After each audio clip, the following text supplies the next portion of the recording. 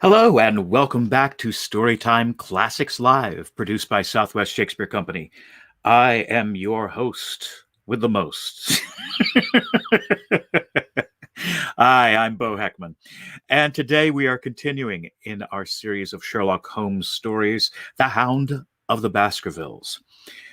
This is part 6, I believe, or day 6. We're starting with chapter 10. Last time we had some thrilling things happen. There's thrilling things happening all the time in this one. But more specifically, we found out that the convict on the moors, Selden, was in fact a relation to Mrs. Barrymore, the wife of the butler, Barrymore. Uh, Found out that they had been communicated by candle signal from a window that they had observed Barrymore going to a candle on the lonely moor where the convict Selden was staying. So once it was discovered that the Barrymores were in no way trying to plot against Henry Baskerville, he forgave them and continued to have them in his employ and sees them as very, very good people, and they really are. But he did decide after he sent them to bed for the night that he was going to go after the convict Selden, because that's just the kind of man he is. And he took Dr. Watson with him, and they went out to the moor and they found where Selden was, and Selden was sort of alerted by their presence and ran off. They could not keep up with him, and he got away. But as they turned around to go back to the manor, they saw a very interesting spectacle. The moon was low in the sky, and as they turned around, they saw the shadow or the silhouette of a man, of a very tall figure, watching them. Who, as soon as Dr. Watson turned to say something to his companion, the figure had gone. So they had been observed now by yet another party on the moor. It's a party. It's a party on the moor. Everybody's invited, and the spookier your appearance, the better. I had a very interesting email from Stanley, who asked some very, very interesting questions about that. I believe that he posed the question of would Holmes really abandon his friend and really be back in London all this time, as in other novels, it's shown that he has always been very, very close to his friend. There might be something to that, Stanley. There might be something to that. We'll see here as we go along. Please, as we go along, please write in the comment section any questions or pretty much. I like to encourage discussion amongst everyone.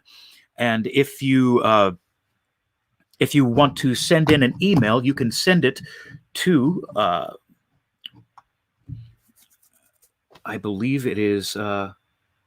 I will have that email at the end of the broadcast, or if not, I will have it for you tomorrow. I have a new email you can send that to. I'm really on the ball today. All right. It's a great Monday morning. Hope you're all having a really great day. And we're just going to go into this right now. I'm going to look at the comments here. Good morning, Stanley. Hope you are well today. And I am set for today's reading as well. Let's jump right into that at chapter 10 and just continue with The Hound of the Baskervilles. If you are watching on Facebook Live or on YouTube, you can write a comment, and I will hopefully see it sometime during the broadcast today. Just so you know. Now we will really be going into Chapter 10 of Hound of the Baskervilles by Sir Arthur Conan Doyle. Chapter 10. Extract from the Diary of Dr. Watson. So far, I have been able to quote from the reports which I have forwarded during these early days to Sherlock Holmes. Now, however, I have arrived at a point in my narrative where I am compelled to abandon this method and to trust once more to my recollections, aided by the diary which I kept at the time. A few extracts from the latter will carry me on to those scenes which are indelibly fixed in every detail upon my memory. I proceed, then, from the morning which followed our abortive chase of the convict and other strange experiences upon the moor. October 16th. A dull and foggy day with a drizzle of rain. The house is banked with rolling clouds, which rise now and then to show the dreary curves of the moor, with thin silver veins upon the sides of the hills, and the distant boulders gleaming where the light strikes upon their wet faces. It is melancholy outside and in. The baronet is in a black reaction after the excitements of the night. I am conscious myself of a weight at my heart and a feeling of impending danger, ever-present danger, which is the more terrible because I am unable to define it. And have I not cause for such a feeling? Consider the long sequence of incidents which have all pointed to some sinister influence which is at work around us. There is the death of the last occupant of the hall, fulfilling so exactly the conditions of the family legend. And there are the repeated reports from peasants of the appearance of a strange creature upon the moor. Twice I have with my own ears heard the sound which resembled the distant baying of a hound. It is incredible, impossible, that it should really be outside the ordinary laws of nature. A spectral hound which leaves material footmarks and fills the air with its howling is surely not to be thought of. Stapleton may fall in with such a superstition, and Mortimer also. But if I have one quality upon earth, it is common sense, and nothing will persuade me to believe in such a thing. To do so would be to descend to the level of these poor peasants who are not content with a mere fiend dog, but must needs describe him with the hellfire shooting from his mouth and eyes. Holmes would not listen to such fancies, and I am his agent. But facts are facts, and I have twice heard this crying upon the moor. Suppose that there were really some huge hound loose upon it. That would go far to explain everything. But where could such a hound lie concealed? Where did it get its food? Where did it come from? How was it that no one saw it by day? It must be confessed that the natural explanation offers almost as many difficulties as the other. And always, apart from the hound, there is the fact of the human agency in London, the man in the cab, and the letter which warned Sir Henry against the moor. This, at least, was real, but it might have been the work of a protecting friend as easily as of an enemy. Where is that fiend or enemy now? Has he remained in London, or has he followed us down here? Could he be the stranger whom I saw upon the tor? It is true that I have had only the one glance at him, and yet there are some things to which I am ready to swear. He is no one whom I have seen down here, and I have now met all the neighbors. The figure was far taller than that of Stapleton, far thinner than that of Frankland. Barrymore it might possibly have been, but we had left him behind us, and I am certain that he could not have followed us. A stranger, then, is still dogging us, just as a stranger dogged us in London. We have never shaken him off. If I could lay my hands upon that man, then at last we might find ourselves at the end of all our difficulties. To this one purpose I must now devote all my energies. My first was to tell Sir Henry all my plans. My second, and wisest one, is to play my own game and speak as little as possible to anyone. He is silent and distant. His nerves have been strangely shaken by that sound upon the moor. I will say that nothing to add to his anxieties, but I will take my own steps to attain my own end. We had a small scene this morning after breakfast. Barrymore asked to leave to speak with Sir Henry, and they were closeted in his study some little time. Sitting in the billiard room, I more than once heard the sound of voices raised, and I had a pretty good idea that the point was which was under discussion. After a time, the baronet opened his door and called for me. Barrymore considers that he has a grievance, he said. He thinks that it was unfair on our part to hunt his brother-in-law down when he, of his own free will, had told us the secret. The butler was standing very pale but very collected before us. I may have spoken too warmly, sir, said he, and if I have, I am sure that I beg your pardon. At the same time, I was very much surprised when I heard you two gentlemen came back this morning and learned that you had been chasing Selden. The poor fellow has had enough to fight against without my putting more upon his track. If you had told us of your own free will, it would have been a different thing, said the baronet. You only told us, or rather your wife only told us, when it was forced from you, and you could not help yourself. I didn't think you would have taken advantage of it, Sir Henry. Indeed, I didn't. The man is a public danger. There are lonely houses scattered over the moor, and he is a fellow who could stick at nothing. You only want to get a glimpse of his face to see that. Look at Mr. Stapleton's house, for example, with no one but himself to defend it. There's no safety for anyone until he is under lock and key. He'll break into no house, sir. I give you my solemn word upon that.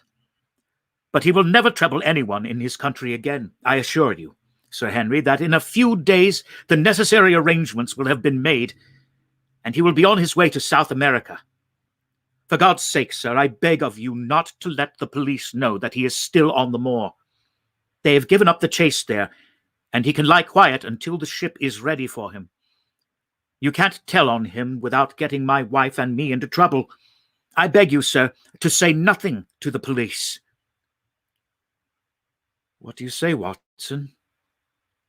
I shrugged my shoulders. If he were safely out of the country, it would relieve the taxpayer of a burden. But how about the chance of his holding someone up before he goes? He would not do anything so mad, sir. We have provided him with all that he can want. To commit a crime would be to show where he was hiding. That is true, said Sir Henry. Well, Barrymore, God bless you, sir, and thank you from my heart. It would have killed my poor wife had he been taken again. I guess we are aiding and abetting a felon, Watson. But after what we have heard, I don't feel as if I could give the man up. So there is an end of it. All right, Barrymore, you can go. With a few broken words of gratitude, the man turned, but he hesitated and then came back. You have been so kind to us, sir, that I should like to do the best I can for you in return. I know something, Sir Henry, and perhaps I should have said it before, but it was long after the inquest that I found it out. I've never breathed a word about it yet to a mortal man. It's about poor Sir Charles's death. The baronet and I were both up on our feet. Do you know how he died? No, sir, I don't know that. What then? I know why he was at the gate at that hour. It was to meet a woman. To meet a woman? He? Yes, sir. And the woman's name? I can't give you the name, sir, but I can give you the initials. Her initials were L.L. How do you know this, Barrymore?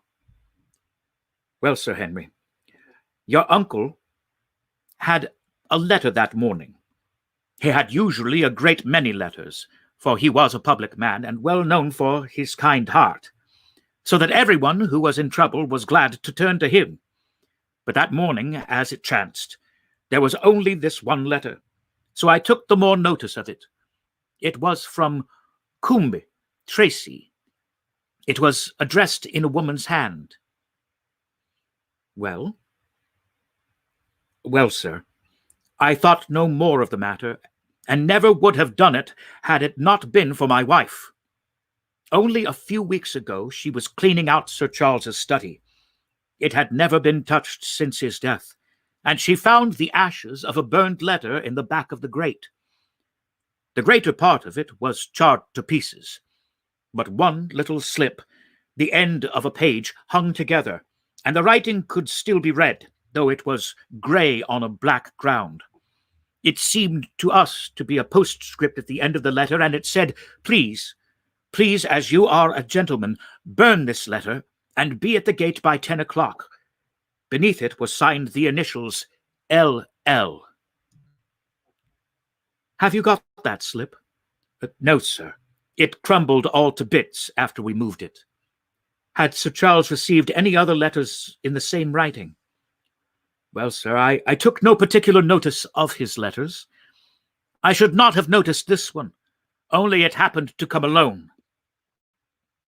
And you have no idea who L.L. is? No, sir. No more than you have.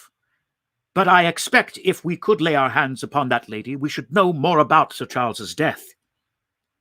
I can't understand, Barrymore, how you came to conceal this important information. Well, sir, it was immediately after that our own trouble came to us. And then again, sir, we were both of us very fond of Sir Charles, as we well might be considering all that he has done for us. To rake this up couldn't help our poor master. And it's well to go carefully when there's a lady in the case. Even the best of us, you thought it might injure his reputation. Well, sir, I thought no good could come of it. But now you have been kind to us, and I feel as if it would be treating you unfairly not to tell you all that I know about the matter. Very good, Barrymore, you can go. When the butler had left us, Sir Henry turned to me. Well, Watson, what do you think of this new light? It seems to leave the darkness rather blacker than before. So I think. But if we can only trace L.L., it should clear up the whole business. We have gained that much. We know that there is someone who has the facts if we can only find her. What do you think we should do? Let Holmes know all about it at once. I will give him the clue for which he has been seeking. I am much mistaken if it does not bring him down. I went at once to my room and drew up my report of the morning's conversations for Holmes. It was evident to me that he had been very busy of late, for the notes which I had from Baker Street were few and short, with no comments upon the information which I had supplied, and hardly any reference to my mission. No doubt his blackmailing case is absorbing all his faculties, and yet this new factor must surely arrest his attention and renew his interest. I wish that he were here. October 17th. All day today the rain poured down, rustling on the ivy and dripping from the eaves. I thought of the convict out upon the bleak, cold, shelterless moor. Poor devil!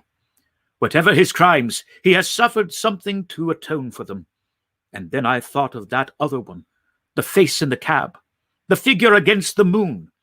Was he also out in that deluge, that unseen watcher, that man of darkness? In the evening I put on my waterproof, and I walked far upon the sodden moor, full of dark imaginings, the rain beating upon my face, and the wind whistling about my ears. God help those who wander into the great mire now, for even the firm uplands are becoming a morass. I found the black tor upon which I had seen the solitary watcher, and from its craggy summit I looked out myself across the melancholy downs. Rain squalls drifted across their russet face, and the heavy slate-colored clouds hung low over the landscape, trailing in grey wreaths down the sides of the fantastic hills. In the distant hollow on the left, half hidden by the mist, the two thin towers of Baskerville Hall rose above the trees. They were the only signs of human life which I could see, save only those prehistoric huts which lay thickly upon the slopes of the hills. Nowhere was there any trace of that lonely man whom I had seen on the same spot 2 nights before. As I walked back, I was overtaken by Dr. Mortimer driving in his dog cart over a rough moorland track which led from the outlying farmhouse to Fulmire. He had been very attentive to us, and hardly a day has passed that he has not called at the hall to see how we were going on. He insisted upon my climbing into his dog cart, and he gave me a lift homeward. I found him much troubled over the disappearance of his little spaniel. It had wandered on to the moor and never come back. I gave him such consolation as I might, but I thought of the pony on the Grimpen mire, and I do not fancy that he will see his little dog again. By the way, Mortimer, said I, as we jolted along the rough road, I suppose there are a few people living within the driving distance of this whom you do not know? Hardly any, I think. Can you then tell me the name of any woman whose initials are LL? He thought for a few minutes. No, said he. There are a few gypsies and labouring folk for whom I can't answer, but among the farmers or gentry there is no one whose initials are those. Wait a bit, though, he added after a pause. There is Laura Lyons. Her initials are LL, but she lives in Coombe Tracy. Who is she? I asked. She is Franklin's daughter. What? Old Franklin the Crank? Exactly. She married an artist named Lyons, who came sketching on the moor. He proved to be a blackguard and deserted her. The fault, from what I hear, may not have been entirely on one side. Her father refused to have anything to do with her because she had married without his consent, and perhaps for 1 or 2 other reasons as well. So between the old sinner and the young one, the girl has had pretty much a bad time. How does she live? I fancy old Franklin allows her a pittance, but it cannot be more, for his own affairs are considerably involved. Whatever she may have deserved, one could not allow her to go hopelessly to the bad. Her story got about, and several of the people here did something to enable her to earn an honest living. Stapleton did for one, and Sir Charles for another. I gave a trifle myself, and was to set her up in a typewriting business. He wanted to know the object of my inquiries, but I managed to satisfy his curiosity without telling him too much, for there is no reason why we should take anyone into our confidence. Tomorrow morning I shall find my way to Coombe Tracy, and if I can see this Laura Lyons, of equivocal reputation, a long step will have been made towards clearing one incident in this chain of mysteries. I am certainly developing the wisdom of the serpent, for when Mortimer pressed his questions to an inconvenient extent, I asked him casually to what type Franklin's skull belonged, and so heard nothing but craniology for the rest of our drive. I have not lived for years with Sherlock Holmes for nothing. I have only one other incident to record upon this tempestuous and melancholy day. This was my conversation with Barrymore just now, which gives me one more strong card which I can play in due time. Mortimer had stayed to dinner, and he and the baronet played écarté afterwards. The butler had brought me my coffee into the library, and I took the chance to ask him a few questions. Well, said I, has this precious relation of yours departed, or is he still lurking out yonder? I don't know, sir. I hope to heaven that he has gone, for he has brought nothing but trouble here. I have not heard of him since I left out food for him last, and that was 3 days ago. Did you see him then? No, sir. But the food was gone when next I went that way. Then he was certainly there. So you would think, sir, unless it was the other man who took it. I sat up with my coffee cup halfway to my lips and stared at Barrymore. You know that there is another man, then? Yes, sir. There is another man upon the moor. Have you seen him? No, sir. How do you know of him, then? Selden told me of him, sir, a week ago or more. He's in hiding, too.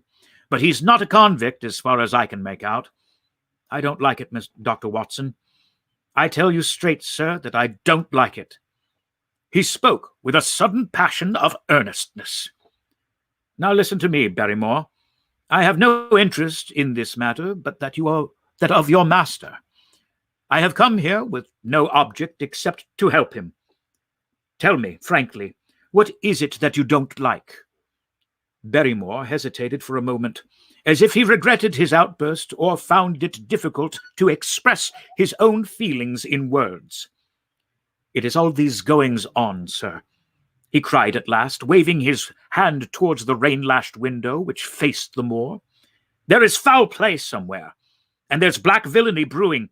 To that I'll swear.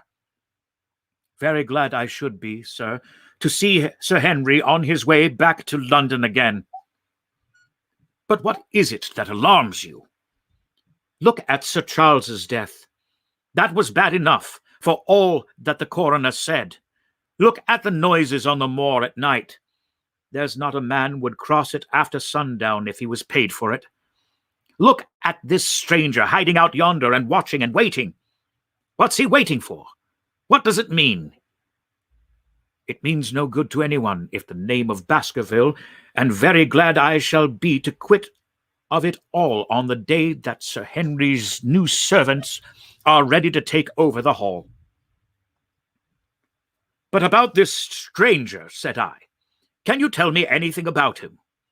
What did Selden say? Did he find out where he hid, or what he was doing? He saw him once or twice, but he is a deep one and gives nothing away. At first, he thought that he was the police, but soon he found that he had some lay of his own. A kind of gentleman he was, as far as he could see, but what he was doing could not make out. And where did he say that he lived? Among the old houses on the hillside, the stone huts where the old folk used to live. But how about his food? Selden found out that he has got a lad who works for him and brings him all he needs. I dare say he goes to Coombe Tracey for what he wants. Very good, Barrymore. We may talk further of this some other time. When the butler had gone, I walked over to the black window, and I looked through a blurred pane at the driving clouds and the tossing outline of the wind-swept trees. It is a wild night indoors, and what must it be in a stone hut upon the moor? What passion of hatred can it be which leads a man to lurk in such a place at such a time?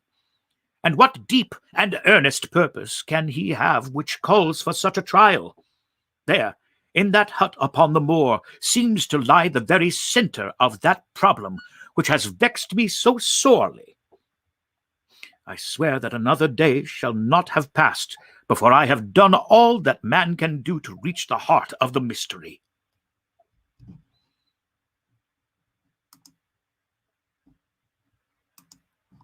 Chapter 11. The Man on the Tour. The extract from my private diary, which forms the last chapter, has brought my narrative up to the 18th of October, a time when these strange events began to move swiftly towards their terrible conclusion. The incidents of the next few days are indelibly graven upon my recollection, and I can tell them without reference to the notes made at the time. I start them from the day which succeeded that upon which I had established two facts of great importance. The one that Laura Lyons of Coombe Tracy had written to Sir Charles Baskerville and made an appointment with him at the very place and hour that he had met his death. The other, that the lurking man upon the moor was to be found among the stone huts upon the hillside. With these two facts in my possession, I felt that either of my intelligence or my courage must be deficient if I could not throw some further light upon these dark places. I had no opportunity to tell the baronet what I had learned about Miss Lyons upon the evening before, for Dr. Mortimer remained with him at cards until it was very late. At breakfast, however, I informed him about my discovery and asked him whether he could care to accompany me to Coombe Tracy. At first, he was very eager to come, but on second thoughts, it seems to both of us that if I went alone, the results might be better. The more formal we made the visit, the less information we might obtain. I left Sir Henry behind, therefore, not without some pricklings of conscience, and drove off upon my new quest. When I reached Coombe Tracy, I told Perkins to put up the horses, and I made inquiries for the lady whom I had come to interrogate. I had no difficulty in finding her rooms, which were central and well appointed. A maid showed me in without ceremony, and as I entered the sitting-room, a lady, who was sitting before a Remington typewriter, sprang up with a pleasant smile of welcome. Her face fell, however, when she saw that I was a stranger, and she sat down again and asked me the object of my visit. The first impression left by Mrs. Lyons was one of extreme beauty. Her eyes and hair were of the same rich hazel color, and her cheeks, though considerably freckled, were flushed with the exquisite bloom of the brunette, the dainty pink which lurks at the heart of the sulphur rose. Admiration was, I repeat, the first impression, but the second was criticism. There was something subtly wrong with the face, some coarseness of expression, some hardness, perhaps of eye, some looseness of lip, which marred its perfect beauty. But these, of course, are afterthoughts. At the moment, I was simply conscious that I was in the presence of a very handsome woman, and that she was asking me the reasons for my visit. I had not quite understood until that instant how delicate my mission was. "I have the pleasure," said I, "of knowing your father." It was a clumsy introduction, and the lady made me feel it. "There is nothing in common between my father and me," she said. "I owe him nothing, and his friends are not mine. If it were not for the late Sir Charles Baskerville and some other kind hearts, I might have starved for all that my father cared." "It was about the late Sir Charles Baskerville that I have come here to see you." The freckles started out on the lady's face. "What can I tell you about him?" she asked, and her fingers played nervously over the stops of her typewriter. "You knew him, did you not?" "I have already said that I owe a great deal to his kindness. If I am able to support myself, it is largely due to the interest which he took in my unhappy situation." "Did you correspond with him?" The lady looked quickly up with an angry gleam in her hazel eyes. "What is the object of these questions?" she asked sharply. "The object is to avoid a public scandal. It is better that I should ask them here than that the matter should pass outside your control." She was silent, and her face was still very pale. At last she looked up with something reckless and defiant in her manner. "Well, I'll answer," she said. "What are your questions?" "Did you correspond with Sir Charles?" "I certainly wrote him once or twice to acknowledge his delicacy and his generosity." "Have you the dates of these letters?" "No." "Have you ever met him?" "Yes, once or twice, when he came into Coombe Tracy. He was a very retiring man, and he preferred to do good by stealth. But if you saw him so seldom, and wrote so seldom, how did he know enough about your affairs to be able to help you, as you say he has done? She met my difficulty with utmost readiness. There were several gentlemen who knew my sad history and united to help me. One was Mr. Stapleton, a neighbor and intimate friend of Sir Charles's. He was exceedingly kind, and it was through him that Sir Charles learned about my affairs. I knew already that Sir Charles Baskerville had made Stapleton his almoner upon several occasions, so that the lady's statement bore the impress of truth upon it. Did you ever write to Sir Charles asking him to meet you? I continued. Mrs. Lyons flushed with anger again. Really, sir, this is a very extraordinary question. I am sorry, madam, but I must repeat it. Then the answer is certainly not. Not on the very day of Sir Charles's death? The flush had faded for an instant, and a deathly face was before me. Her dry lips could not speak the no which I saw rather than heard. Surely your memory deceives you, said I. I could even quote a passage of your letter. It ran, Please, as you are a gentleman, burn this letter, and be at the gate by 10 o'clock. I thought that she had fainted, but she recovered herself by a supreme effort. Is there no such thing as a gentleman? She grasped. You do Sir Charles an injustice. He did burn the letter, but sometimes a letter may be legible even when burned. You acknowledge now that you wrote it? Yes, I did write it, she cried, pouring out her soul in torrent of words. I did write it. Why should I deny it? I have no reason to be ashamed of it. I wished him to help me. I believed that if I had an interview, I could gain his help, so I asked him to meet me. But why at such an hour? Because I had only just learned that he was going to London the next day and might be away for months. There were reasons why I could not get there earlier. But why a rendezvous in the garden instead of a visit to the house? Do you think a woman would go alone at that hour to a bachelor's house? Well, what happened when you did get there? I never went. Mrs. Lyons! No, I swear it to you on all that I hold sacred. I never went. Something intervened to prevent my going. What was that? That is a private matter. I cannot tell it. You acknowledge, then, that you made an appointment with Sir Charles at the very hour and place at which he met his death, but you deny that you kept the appointment. That is the truth. Again and again I crossed and questioned her, but I could never get past that point. Mrs. Lyons, said I, as I rose from this long and inconclusive interview, you are taking a very great responsibility and putting yourself in a very false position by not making an absolutely clean breast of all that you know. If I have had to call in the aid of the police, you will find how seriously you are compromised. If your position is innocent, why did you, in the first instance, deny having written to Sir Charles upon that date? Because I feared that some false conclusion might be drawn from it, and that I might find myself involved in a scandal.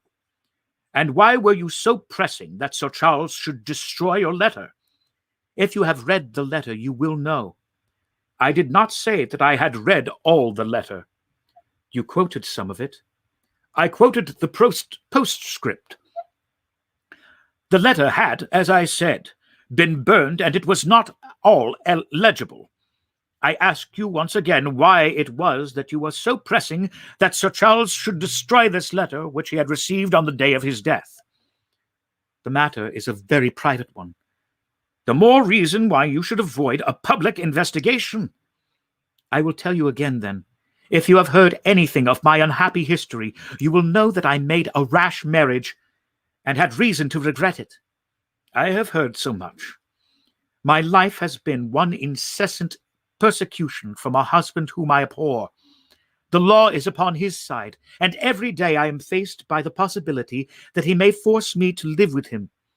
At the time that I wrote this letter to Sir Charles, I had learned that there was a prospect of my regaining my freedom of certain expenses, if certain expenses could be met. It meant everything to me: peace of mind, happiness, self-respect, everything.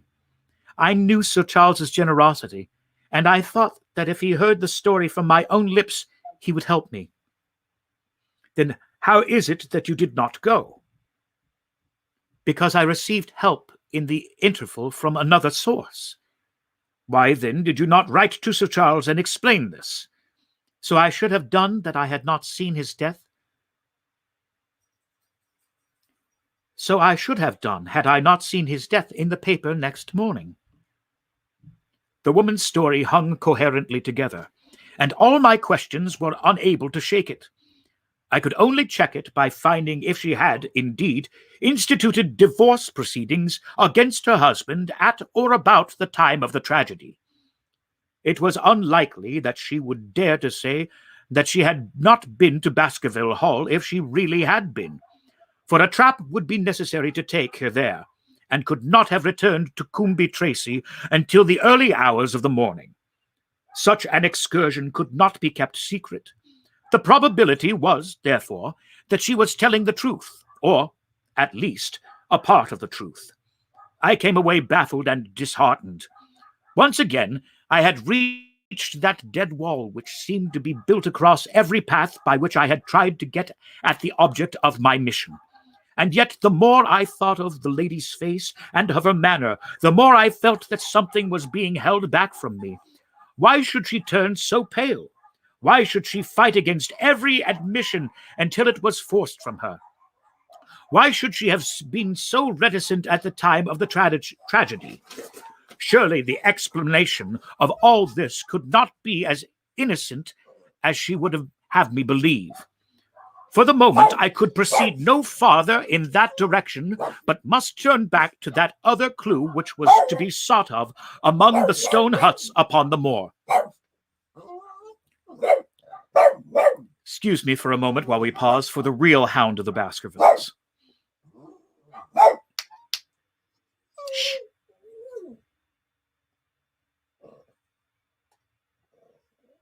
I hope everyone is finding this as funny as I am. Continuing on. And that was a most vague direction. I realized it as I drove back and noticed how hill after hill showed traces of the ancient people. Barrymore's only indication had been that the stranger lived in one of these abandoned huts, and many hundreds of them are scattered throughout the length and breadth of the moor. But I had my own experience for a guide, since it had shown me that the man himself standing upon the summit of the Black Tor. That, then, should be the center of my search. From there I should explore every hut upon the moor until I lighted upon the right one. If this man were inside it, I should find out from his own lips, at the point of my revolver if necessary, who he was and why he had dogged us so long. He might slip away from us in the crowd of Regent Street, but it would puzzle him to do so upon the lonely moor. On the other hand, if I should find the hut and its tenant should not be within it, I must remain there, however, along the vigil, until he returned. Holmes had missed him in London.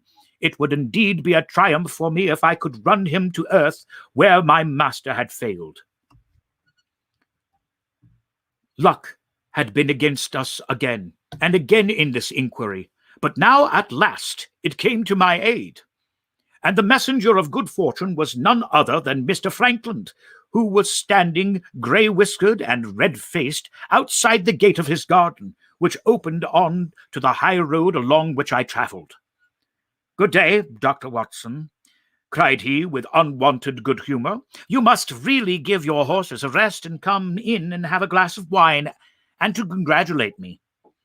My feelings towards him were very far from being friendly after what I had heard of his treatment of his daughter. But I was anxious to send Perkins and the wagonette home, and the opportunity was a good one.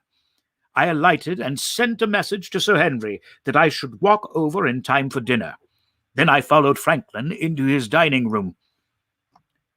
It is a great day for me, sir. One of the red-letter days of my life, he cried with many chuckles. I have brought off a double event. I mean to teach them in these parts that law is law, and that there is a man here who does not fear to invoke it. I have established a right of way through the center of Old Middleton's Park. Slap across it, sir, with 100 yards of his own front door. What do you think of that? We'll teach these magnates that they cannot ride roughshod over the rights of the commoners. Confound them. And I've closed the wood where the Fenworthy folk used to picnic. These infernal people seem to think that there are no rights of property, and that they can swarm here they like with their papers and their bottles. Both cases decided, Dr. Watson, and both in my favor.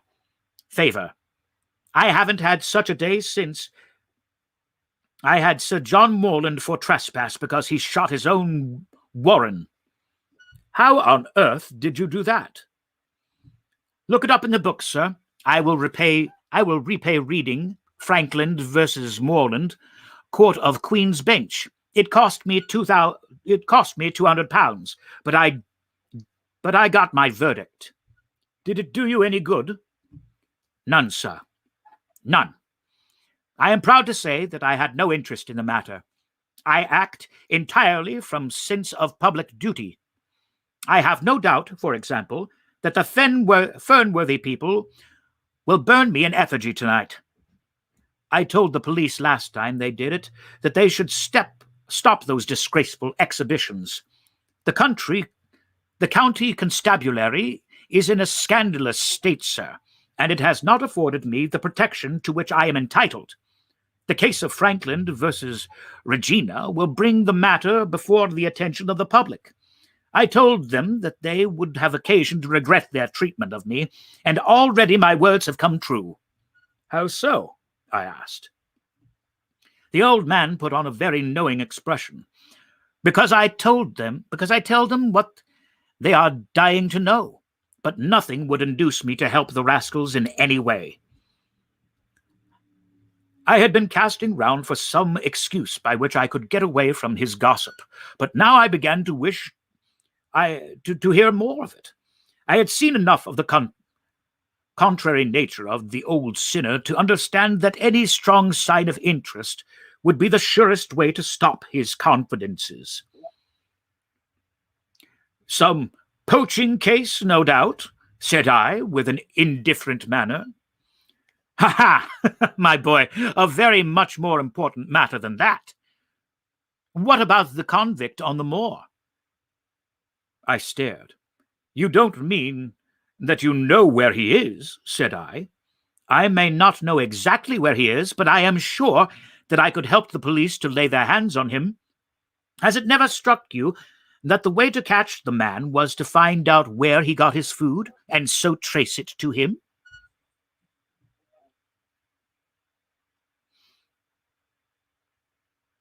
He certainly seemed to be getting uncomfortably near the truth. No doubt, said I, but how do you know that he was anywhere upon the moor? I know it because I have seen with my own eyes the messenger who takes him his food. My heart sank for Barrymore. It was a serious thing to be in the power of this spiteful old busybody, but his next remark took a weight from my mind. You'll be surprised to hear that his food is taken to him by a child. I see him every day through my telescope upon the roof. He passes along the same path at the same hour, and to whom should he be going except to the convict? Here was luck indeed, and yet I suppressed all appearance of interest. A child? Barrymore had said that our unknown was supplied by a boy. It was on his track, and not upon the convict's, that Frankland had stumbled. If I could get his knowledge, it might save me a long and weary hunt. But incredulity and indifference were evidently my strongest cards. I should say that it was much more likely that it was the son of one of the moorland shepherds taking out his father's dinner. The least appearance of opposition struck fire out of the old autocrat. His eyes looked malignantly at me, and his grey whiskers bristled like those of an angry cat. "Indeed, sir," said he, pointing out over the wide-stretching moor. "Do you see that black tor over there, yonder? Well, do you see the low hill beyond with the thorn bush upon it? It is the stoniest part of the whole moor. Is that a place where a shepherd would be likely to take his station? Your suggestion, sir, is a most absurd one." I meekly answered that I had spoken without knowing all the facts. My submission pleased him and led him to further confidences.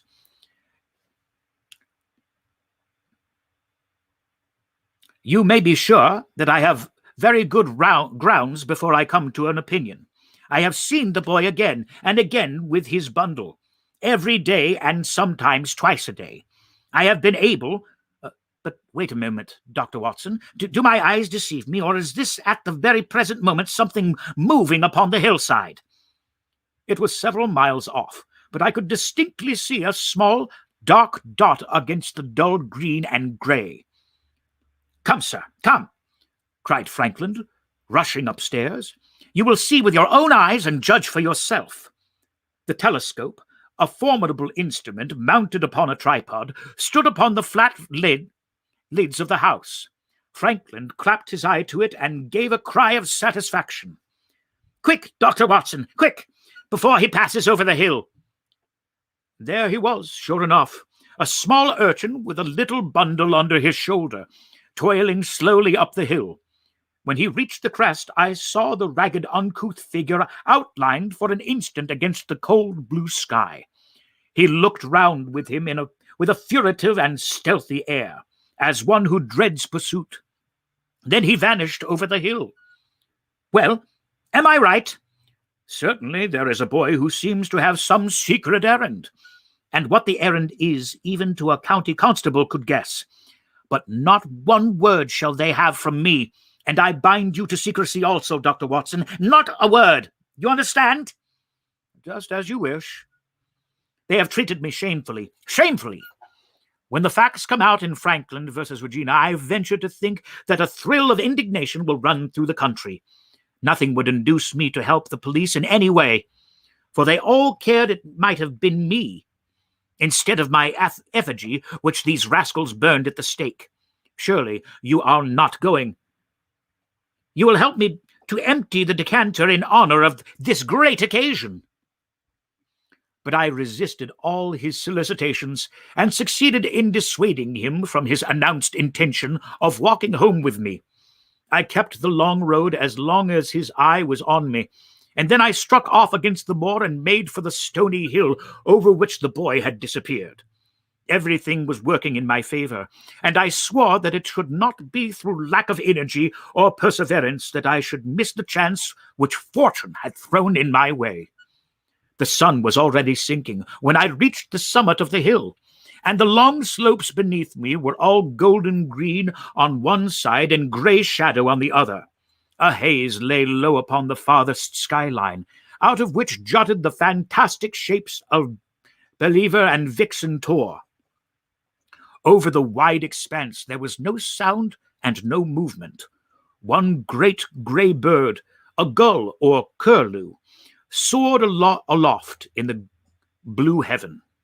He and I seemed to be the only living things between the huge arch of the sky and the desert beneath it. The barren scene, the sense of loneliness, and the mystery and urgency of my task all struck a chill into my heart.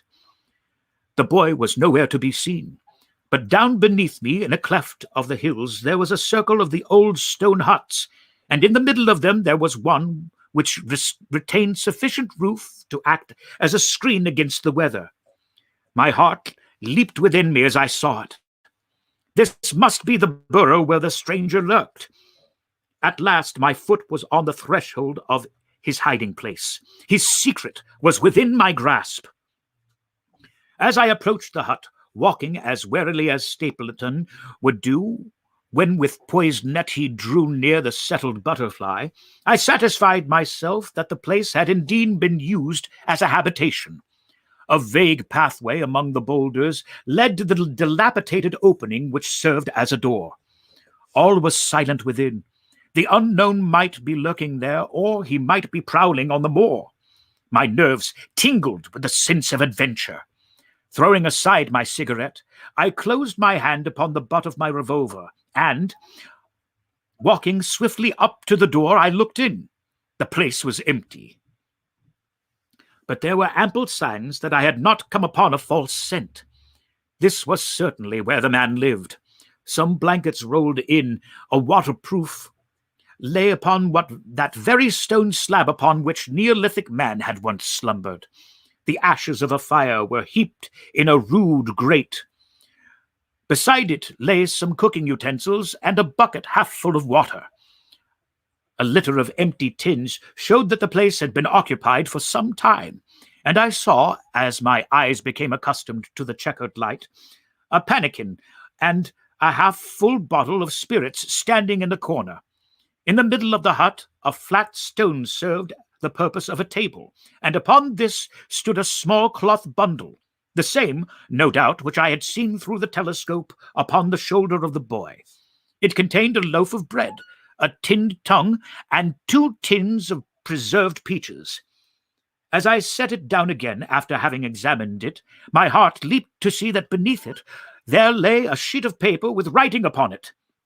I raised it, and this was what I read, roughly scrawled in pencil. Dr. Watson has gone to Coombe Tracy. For a minute, I stood there with the paper in my hands, thinking out the meaning of this curt message. It was I, then, and not Sir Henry, who was being dogged by this secret man. He had not followed me himself, but he had set an agent, the boy, perhaps, upon my track, and this was his report. Possibly I had taken no step since I had been upon the moor which had not been observed and reported. Always there was this feeling of an unseen force, a fine net drawn round us with infinite skill and delicacy, holding us so lightly that it was only at some supreme moment that one realized that one was indeed entangled in its meshes. If there was one report, there might be others. So I looked round the hut in search of them. There was no trace, however, of anything of the kind, nor could I discover any sign which might indicate the character or intentions of the man who lived in this singular place, save that he must be of Spartan habits and cared little for the comforts of life. When I thought of the heavy rains and looked at the gaping roof, I understood how strong and immutable must be the purpose which had kept him in that inhospitable abode. Was he our malignant enemy, or was he by chance our guardian angel? I swore that I would not leave the hut until I knew. Outside, the sun was sinking low, and the west was blazing with scarlet and gold.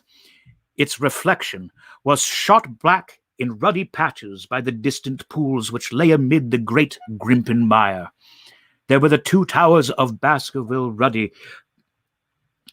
There were 2 towers of Baskerville Hall, and there a distant blur of smoke which marked the village of Grimpen. Between the 2, behind the hill, was the house of the Stapletons. All was sweet and mellow, and peaceful in the golden evening light, and yet as I looked at them, my soul shared none of the peace of nature, but quivered at the vagueness and the terror of that interview which every instant was bringing nearer. With tingling nerves, but a fixed purpose, I sat in the dark recess of the hut and waited with somber patience for the coming of its tenant. And then at last I heard him. Far away came the sharp clink of a boot striking upon stone, when another and yet another, coming nearer and nearer. I shrank back into the darkest corner and cocked the pistol in my pocket, determined not to discover myself until I had an opportunity of seeing something of the stranger. There was a long pause which showed that he had stopped. Then once more the footsteps approached, and a shadow fell across the opening of the hut. "It is a lovely evening, my dear Watson," said a well-known voice. "I really think that you will be more comfortable outside than in." And we're going to stop there today.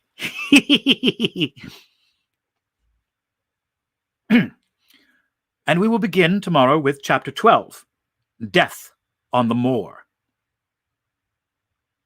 Not to be confused with Death on the Nile. Thank you for tuning in today. I'm now going to check my comments section, see if there's anything new. There does not appear to be, but if you do have questions, please write in the comments section of the video, either on YouTube or on Facebook, on the Southwest Shakespeare page on Facebook. And hopefully we can start a question and answer, or just a simple discussion about the book. Thank you for tuning in today. Hope you have a great rest of your, what is a rainy day here. And if you are going out, please be safe and please wear a mask. We'll catch you next time.